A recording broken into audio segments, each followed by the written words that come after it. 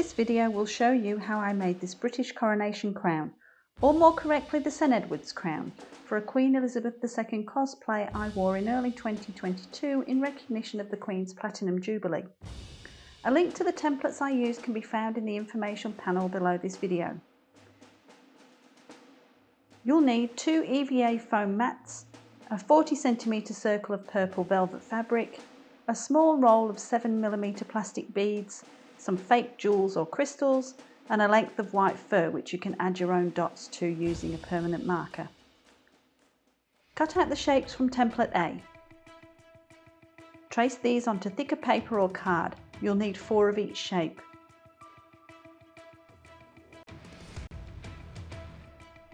Measure the circumference of your head using a sewing tape measure or piece of string.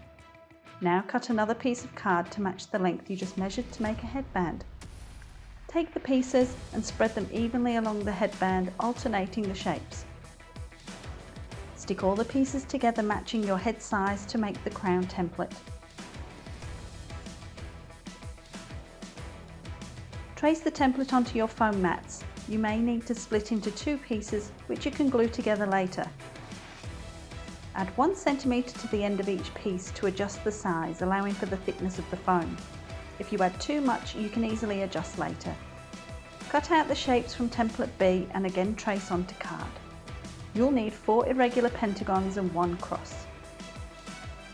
Trace these onto your foam mats.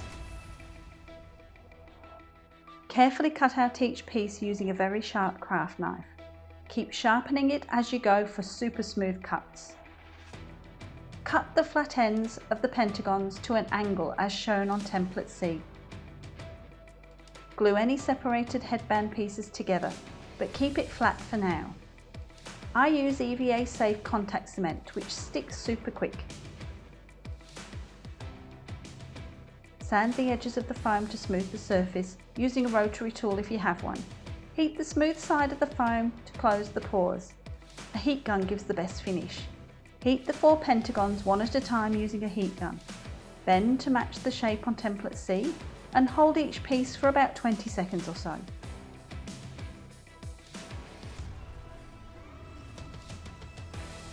Add glue to the ends of the headband, the flat ends of the pentagons, and the tops of the crosses on the headband.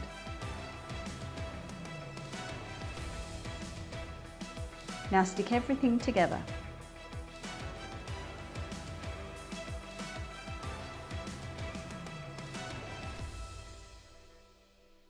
Check the fit of the crown. It should slide easily over your head. Now cut a scrap of thin soft foam or fabric about 8 cm longer than the diameter of the crown and glue to the inside. Now make a ball for the top of the crown using offcuts of foam. Shape using a sharp knife and rotary tool. Follow the link above to watch the full video of how I make the ball using only foam mats. Alternatively, foam clay will produce a better result. Just start with a small ball of tin foil and cover with a layer of foam clay. Don't make a solid foam clay ball as it won't fully dry for weeks. Glue the last cross onto the top of the ball and then glue the ball to the top of the crown. Next, glue strings of 7mm plastic beads onto the crown. Before painting, seal the foam with a couple of layers of Plastidip, Flex Bond, or even just PVA glue. This is 2 layers of glossy black Plastidip. Once it's dry, add a few layers of gold paint. When it's all dry, add a trim of fur to the bottom of the crown and glue on some jewels or crystals. Cut a round piece of purple velvet fabric about twice the diameter of the crown. On the wrong side of the fabric, mark the centre and 90-degree points along the edges. Pin the centre of the fabric to the inside of the crown underneath the ball and the edge markings to the backs of the crosses.